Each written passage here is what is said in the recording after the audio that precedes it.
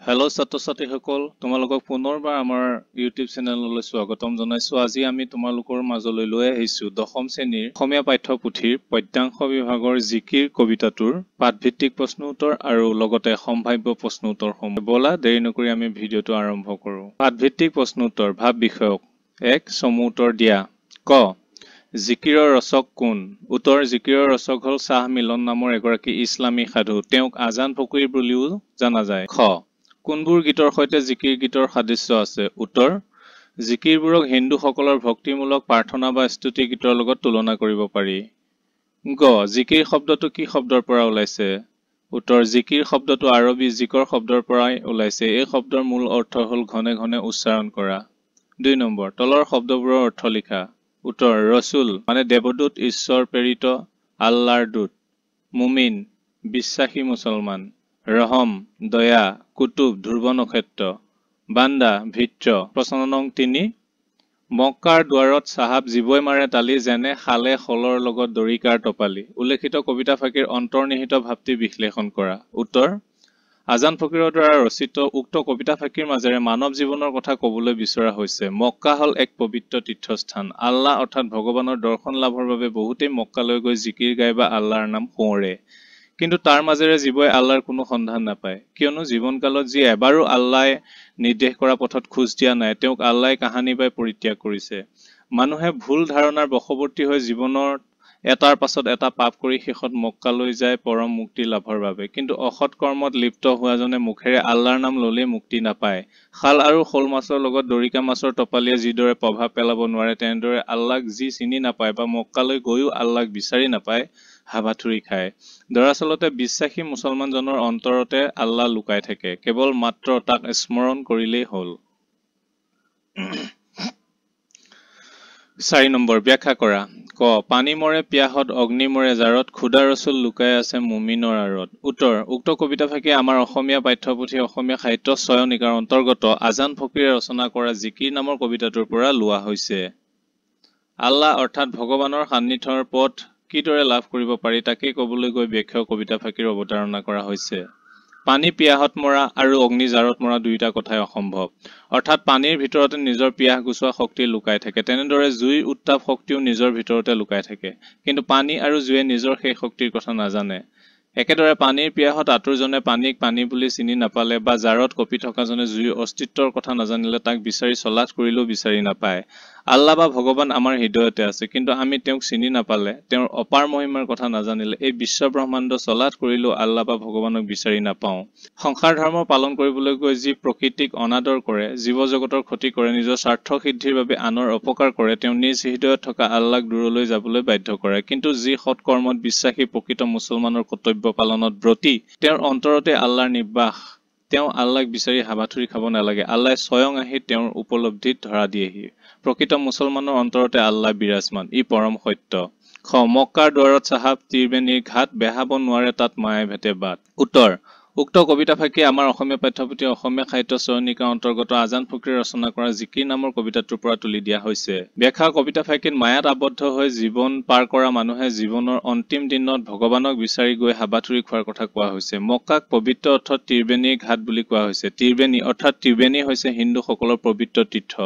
হিন্দুসকলে পবিত্ৰ বুলি মানি অহা গংগা, যমুনা আৰু সৰস্বতী নদীয়ে বাৰাণসীৰ যি ঠাইত মিলিত হৈছে সেই ঠাই হৈছে ত্ৰিবেণী ঘাট।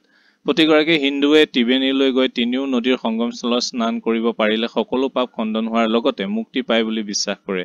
সেয়ে পবিত্ৰ মক্কাক ত্ৰিবেণীৰ লগত তুলনা কৰা হয়, কিয়নো প্ৰতিগৰাকী মুছলমানে এবাৰ মক্কালৈ যাব পাৰিলে মুক্তিপ্ৰাপ্তি তথা আল্লাহৰ সৈতে মিলন সম্ভৱ হয় বুলি বিশ্বাস কৰে। অৰ্থাৎ হিন্দুৰ বাবে ত্ৰিবেণীৰ যি আদৰ, মুছলমানৰ বাবে মক্কাৰ সেই একে আদৰ। মক্কা হল মুছলমানৰ বাবে এখন পবিত্ৰ তীৰ্থস্থান। মক্কালৈ গলে হেনো পাপ মুক্ত হয় বা জীৱই মুক্তি লাভ কৰে, কিন্তু সংসাৰৰ মায়ামোহত বন্দী মানৱে মক্কালৈ গলে মনত সুখ শান্তি নাপায়, কিয়নো তেওঁলোক সকলোৱে যোৱা দেখি মক্কালৈ গৈছে হয়, কিন্তু প্ৰকৃত অন্তৰেৰে মুক্তি বা আল্লাহক বিচাৰিব পৰা নাই। পাৰ্থিৱ মায়ামোহৰ পৰা তেওঁলোক মুক্ত হব পৰা নাই। সংসাৰৰ মায়াই তেওঁলোকক মুক্তিৰ পথত বাধাহে দিয়ে, ফলত জীৱই দুখৰ উপৰি দুখহে পাব লগা হয়। গ সজাৰ মইনাটিৰ অনেক যুগুতি, দেওমাৰি পাৰ হলে এৰিলে প্ৰীতি। উত্তৰ উক্ত কবিতা ফাঁকি আমাৰ অসমীয়া পাঠ্যপুথি অসমীয়া সাহিত্য চয়নিকাৰ অন্তৰ্গত আজান ফকীৰে ৰচনা কৰা জিকিৰ নামৰ কবিতাটোৰ পৰা তুলি দিয়া হৈছে। কবিতাফাঁকিৰ জৰিয়তে মানৱ দেহত আবদ্ধ হৈ থকা অবিনাশী আত্মাৰ মুক্তিৰ কথা কোৱা হৈছে। মইনা চৰাইক সজাত বন্দী কৰি পুহি ৰখাৰ দৰে আত্মাকো মানৱ দেহৰূপী সজাত বন্দী কৰি ৰখা হয়। সজাত বন্দী মইনাই যিদৰে মিঠা মাত মাতি গৃহস্থৰ মন ভুলায়, তেনেদৰে মানৱ দেহৰূপী সজাত বন্দী আত্মায়ো নানা ধৰণৰ আচৰণেৰে মানুহক সুখী কৰিবলৈ যুক্তি দি কাম কৰিবলৈ বাধ্য কৰায়। উৰেতো জীৱন দেহটোৰ সুখ দুখৰ চিন্তা কৰি দেহটোৰ প্ৰেমত আসন্ন হৈ থাকে, কিন্তু দেহৰ সৈতে আত্মাৰ এই সম্পৰ্ক খন্তেকীয়াহে। এই সম্পৰ্ক ছেদ হলে আত্মাই দেহ ত্যাগ কৰে। আত্মা বা জীৱহীন দেহৰ কোনো মূল্য নাই, গতিকে আত্মা বা জীৱহীন দেহক মৃতদেহ হিচাপে পুতি বা পুৰি পেলোৱা হয়। ইয়াক লৈ আত্মাৰ কোনো দুখ নাথাকে। মৃত্যুৰ পাছত সজা ত্যাগী মইনাই যিদৰে সজা আৰু গৃহস্থৰ প্ৰেম প্ৰীতিৰ পৰা মুক্ত, তেনেদৰে আত্মায়ো নিজৰ মৃতদেহ আৰু সংসাৰৰ মায়ামোহ প্ৰেম প্ৰীতিৰ পৰা মুক্ত হৈ পৰে। ভাষা বিষয়ক সমাৰ্থক শব্দ লিখা। চিন্তু, চিন্তা কৰো, ভাবো। ঘাট, বন্দৰ। প্ৰীতি, প্ৰীতি, প্ৰেম। আসমান, আকাশ। দৰিয়া, সাগৰ, নদী। পিয়াহ, তৃষ্ণা। বাট, পথ, ৰাস্তা, আলি। ভেল, শৰীৰ। অতিৰিক্ত প্ৰশ্নোত্তৰ। অতি চমু প্ৰশ্নোত্তৰ। ক. আজান ফকীৰ কোন শতিকাৰ কবি বুলি অনুমান কৰা হৈছে? উত্তৰ: খ্ৰীষ্টীয় ৭ম শতিকাৰ। খ. আজান ফকীৰৰ প্ৰকৃত নাম কি? উত্তৰ: শ্বাহ মিলন। গ. মুমিন মানে কি? উত্তৰ: বিশ্বাসী মুছলমান। ঘ. জিকিৰসমূহক অসমীয়া কি গীতৰ লগত তুলনা কৰিব পাৰি? উত্তৰ: স্তুতি গীতৰ লগত। উঙ. ৰহমৰ গিৰিহত শব্দ দুটাই কি বুজাইছে? উত্তৰ: ৰহম মানে দয়া, গিৰিহত মানে হল গৰাকী বা মালিক। এতেকে ৰহমৰ গিৰিহত মানে হল দয়াৰ গৰাকী, অৰ্থাৎ আল্লাহ বা ভগৱান। প্ৰথম চ. খুদা ৰচুল লুকাই আছে মুমিনৰ আঁৰত। এই ফাঁকি কথাৰ ৰচুল আৰু মুমিন শব্দ দুটাৰ অৰ্থ লিখা। উত্তৰ: ৰচুল মানে হল দূত বা পয়গম্বৰ আৰু মুমিন মানে হল বিশ্বাসী মুছলমান। দ্বিতীয় চ.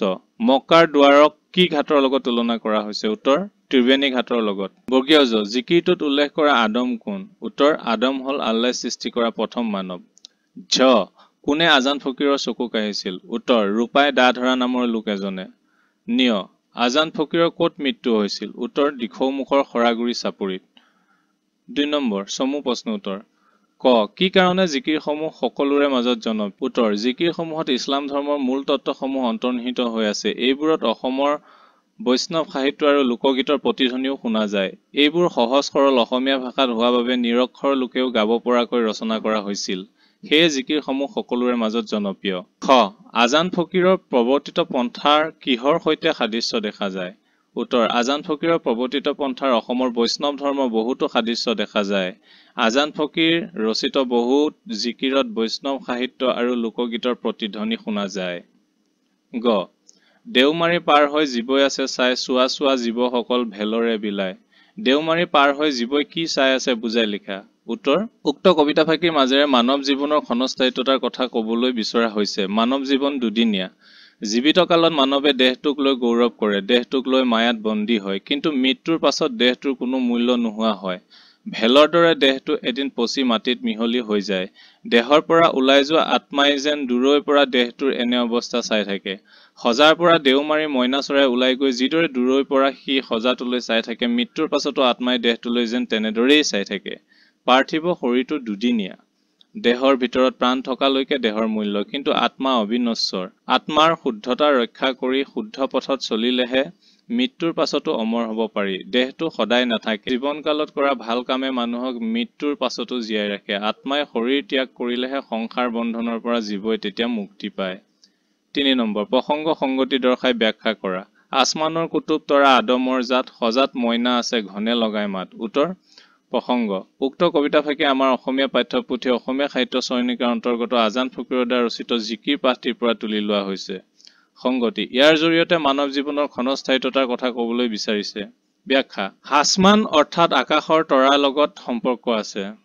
আকাশ হল মহাশূন্য, তৰাইহে তাক পোহৰাই তোলে। তৰাৰ তীৰবিৰণি নহলে আকাশৰ উজ্জ্বলতা নাথাকিলহেঁতেন আৰু আকাশ সৌন্দৰ্যহীন তথা মূল্যহীন হৈ পৰিলহেঁতেন। একেদৰে মইনা অবিহনে সজাটোৰ সৌন্দৰ্য নাথাকে। কবিয়ে জীৱদেহত আত্মাক সজাত বন্দী মইনা চৰাইৰ লগত তুলনা কৰিছে। মইনা সজাত বন্দী হৈ থকাৰ দৰে মানৱ আত্মাও দেহৰ ভিতৰত বন্দী হৈ থাকে। সজাত বন্দী মইনাটোৱে ধুনীয়া মাত মতাৰ দৰে আত্মা থকা বাবে মানুহে ধুনীয়া আচৰণেৰে সপ্ৰতিভ হৈ থাকে। মইনা সজাৰ পৰা উৰি গুচি গলে সজাটো মূল্যহীন হৈ পৰে। একেদৰে আত্মা নোহোৱা মানৱ দেহো কোনো কামৰ হৈ নাথাকে।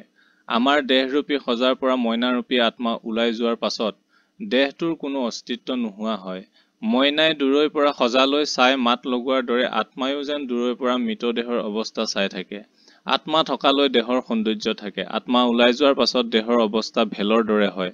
অৰ্থাৎ প্ৰাণস্পন্দন থকালৈকেহে জীৱদেহৰ অস্তিত্ব থাকে। সেয়ে এনে দেহৰ সুখত মত্ত হৈ আল্লাহক স্মৰণ কৰিবলৈ পাহৰি যোৱাটো অনুচিত বুলি কবিয়ে কৈছে। সৎকৰ্ম সৎচিন্তাৰে আল্লাহৰ নাম ললেহে সকলোৰে কল্যাণ হয় বুলি কবিতাটিত কোৱা হৈছে। জিকি কবিতাটিৰ প্ৰশ্নোত্তৰখিনি ইমানতে সমাপ্ত হৈছে। তোমালোকে অন্য ভিডিঅ'ৰ কাৰণে আমাৰ চেনেলটো ছাবস্ক্ৰাইব কৰিবা আৰু এই ভিডিঅ'বোৰ তোমালোকৰ লগৰ সকলোলৈকে শ্বেয়াৰ কৰিবা যাতে তেওঁলোকেও প্ৰশ্নোত্তৰসমূহ সুকলমে কৰিব পাৰে। আকৌ নতুন পাঠ 80ৰ প্ৰশ্নোত্তৰ লৈ অহালৈ আজিলৈ সামৰিছো। ধন্যবাদ।